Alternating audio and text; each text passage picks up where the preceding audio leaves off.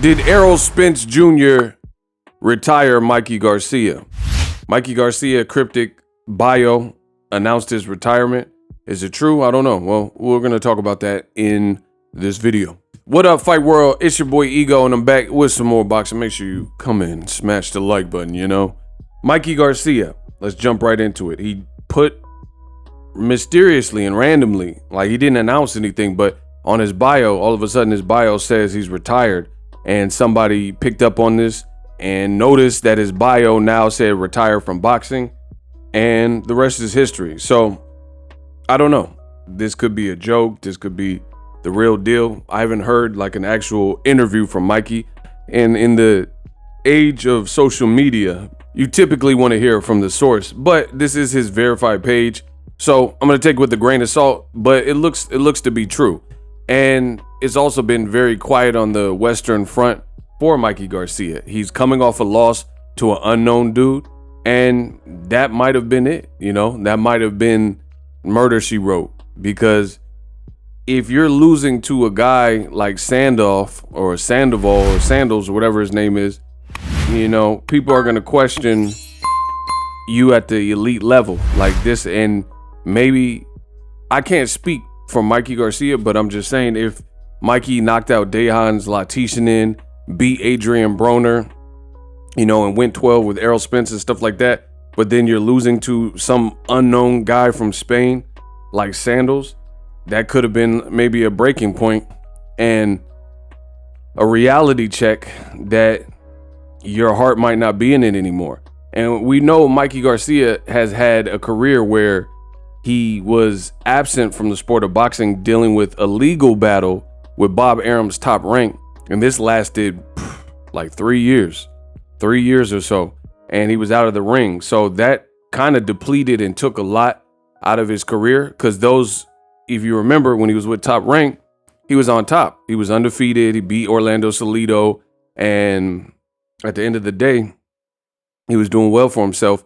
And then all of a sudden, the Gamboa fight didn't happen, and next thing you know, there's a legal standoff, and he's in the courts, and he's unable to compete or resign or whatever happened with this situation. So he lost some precious years in the midst of it all. So that was definitely detrimental in his career. But speaking of detrimental, my personal opinion is when he was calling out Errol Spence Jr. way back when, and you guys could watch my old content and my old videos from that point, I didn't really approve of it.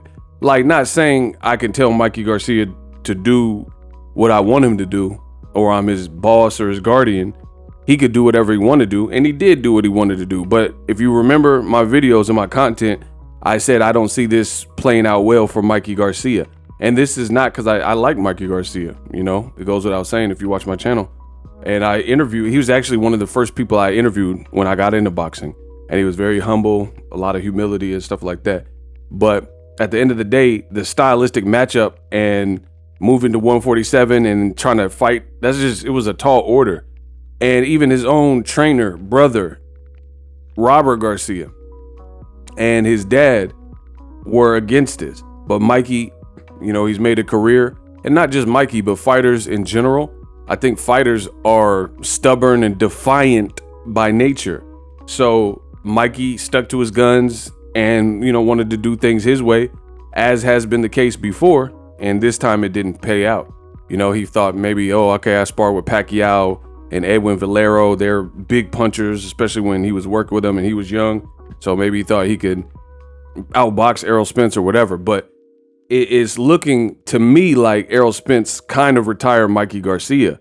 And I don't know the full story on Mikey, like what his decision was. But to me, that first loss seemed a bit hard for Mikey Garcia to embrace and take, because he was undefeated and he was beating the Broners and stuff like that. And he beat Robert Easter Jr. It didn't look like he was going to stop anytime soon. And then as soon as he reached that Errol Spence fight, Errol Spence beat him and dominated him. And although he lasted 12 rounds, I tell you guys all the time on my channel, sometimes going 12 rounds with a person like a Errol Spence Jr. or Deontay Wilder or Tank Davis is actually worse than being knocked out. Because, and I know it sounds crazy, I'm not saying, because you got to understand, we live in a society where people care what others think. So if they get knocked out, they're just looking at sheer embarrassment, and people on Instagram are going to make fun of me. They're going to make memes about me, stuff like that. But I'm talking more scientific, because if you got knocked out, you got knocked out. If you get dominated and beat, you got dominated and beat. They're both embarrassing. But we live in a society where people view kind of being knocked out as like the ultimate, ooh, he got knocked out. But it's really not.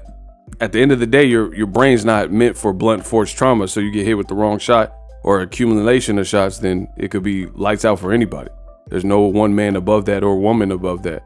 So what I mean is, sometimes when you get sustained punishment or a sustained beating and you get dominated, that takes more from you. Because think of it, when Pacquiao was fighting Marquez, that was in the blink of an eye in the fourth fight. Pacquiao was doing well. They both traded knockdowns. They both were doing pretty good in the fight. It was a competitive fight. Out of nowhere, Pacquiao, he sleep. You know, Marquez laid him out. But it was just like that. It was at the end of the last 10 seconds of the 6th round or whatever, and Marquez blasted him. So the fight's over. Roy Jones told you, he's not getting up, Jim. And he didn't get up. And it took a while for him to get up. Versus, you look at like Errol Spence versus Mikey Garcia, that could be more demoralizing when you're thought to be the technician and boxer, and you're fighting a bigger guy who's insanely strong, and he's bludgeoning you for rounds and blood. Your nose is bleeding and you're losing the fight handily, and it's a sustained thing. So versus a knockout, you just you got knocked out, it's over. You know, you're fighting somebody, and round 8 was bad for Mikey. Round 9 was bad for Mikey, right? And so on and so forth. So it's like a sustained thing where you can't do very little. And to me, I think that was kind of a tipping point for Mikey Garcia's career, because did he really bounce back from that? Because he took like over a year off. He did an exhibition with Eric Morales. And then I think after that, he came back and fought the Sandal dude. No, he fought Jesse Vargas. And then didn't stop Jesse Vargas, even though he badly hurt him. And Liam Smith just stopped Jesse Vargas. And then he had another long layoff. And then he came back and fought the Sandal dude in Fresno, where he was the hometown. Well, not hometown, but he was the favorite based on the demographic and the fans that were there. He was the bigger name and stuff. And then he got beat. So, you know, I think it's a culmination of different things. And I know he was doing like the police academy and things like that. I don't know. I think some people are boxing because they can do it and feed their family. But I don't know if Mikey's passion was always there. And then I think when he met Errol Spence Jr. and, you know, the fight played out like it's easy when you're winning versus when you're losing. Point blank, period. When you take an L, you got to reconsider, especially if your heart's not all the way in it.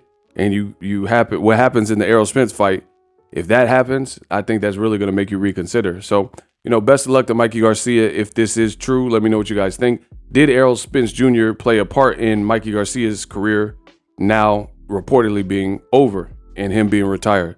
Drop that in the comment section. You dig? And I'm out. Introducing Super Thanks.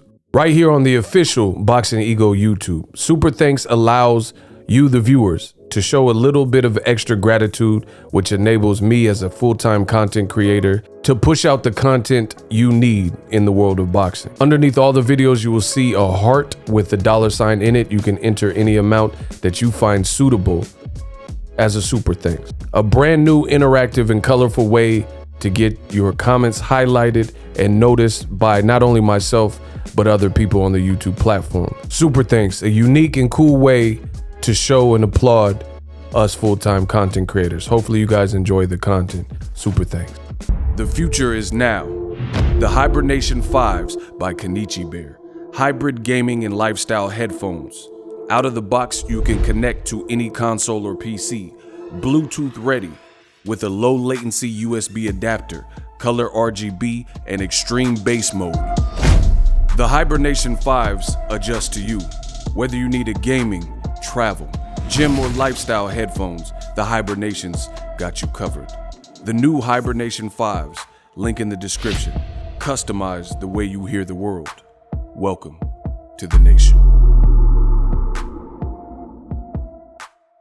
Are you tired of your YouTube videos not getting any views? Well, consider TubeBuddy. I've used TubeBuddy for years to scale up my YouTube channel. Now we're sitting over 200,000 subscribers. TubeBuddy is a browser extension that offers a ton of built-in productivity and time-saving services to take your channel to the next level. Use my link in the description to get started with TubeBuddy and level up your channel faster. We working.